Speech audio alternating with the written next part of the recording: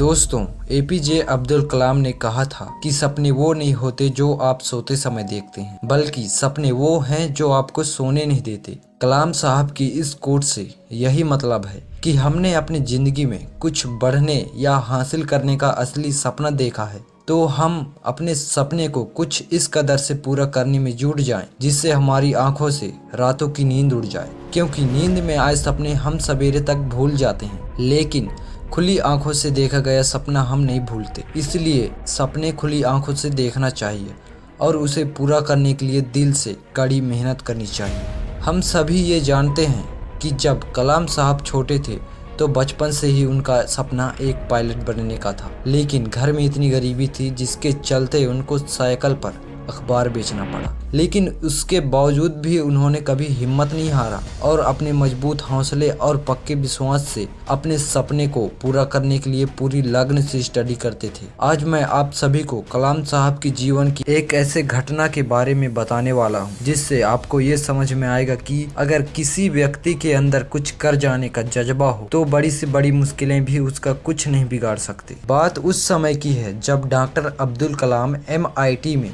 अपने 6 साथियों के साथ मिलकर एक फाइटर एयरक्राफ्ट की डिजाइन बनाने का काम कर रहे थे। तभी अचानक प्रोफेसर श्रीनिवासन वहां पर रिव्यू करने के लिए पहुंच गए। प्रोजेक्ट के डिजाइन और प्रोग्रेस को देखकर वह बहुत निराश हुआ। उन्होंने कलाम से कहा कि कलाम, मैं तुम्हारे काम से बिल्कुल निराश हूँ, मुझे तुमसे बेहतर डिजाइन की अपेक्षा थी। कलाम ने कई सारे कारण बताए, लेकिन उन्होंने एक न सुनी। फिर कलाम ने प्रोफेसर साहब से विनती की और कहा कि सर, मुझे सिर्फ 1 महीने का समय दीजिए, मुझे पूरा विश्वास है मैं इससे बेहतर डिजाइन बना लूंगा। प्रोफेसर श्रीनिवासन ने कलाम की ओर देखा और कहा, देखो नौजवान, मैं तुम्हें 3 दिन का समय दे रहा हूँ। अगर सोमवार की सुबह तक तुमने इससे बेहतर डिजाइन नहीं दिखाया तो शायद तुम्हें अपनी स्कॉलरशिप से हाथ धोना पड़ जाएगा। प्रोफेसर के मुंह से यह बात सुनकर कलाम एकदम स्तब्ध रह गया। उनके सपने, उनका भविष्य सब स्कॉलरशिप पर टिके। परिवार के सदस्यों का चेहरा एक एक करके उनके जहर में आने लगा। उन सब ने कितने विश्वास, उम्मीद और आशा के साथ उन्हें यहाँ पढ़ने के लिए भेजा था। कलाम हिम्मत के साथ डटकर अपने कामों में जुट गए। उस रात में बिना खाए पिए पूरी रात अपने साथियों के साथ काम में लगे रहे। अगले सुबह बस 1 घंटे आराम किए। कुछ देर बाद हल्का नाश्ता करके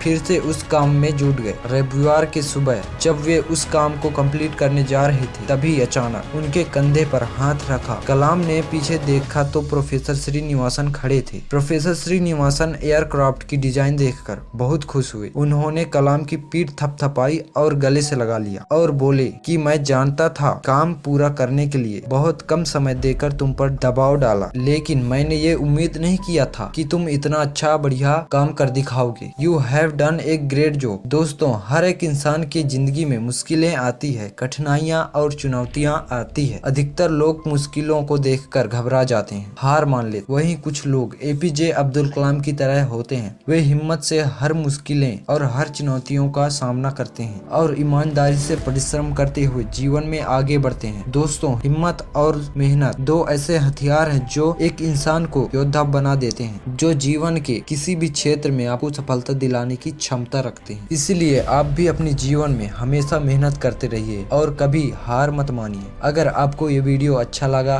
तो प्लीज वीडियो को लाइक और चैनल को सब्सक्राइब करके बेल आइकन को ऑन कर लें। मिलते हैं अगले वीडियो में। जय हिंद, वंदे मातरम।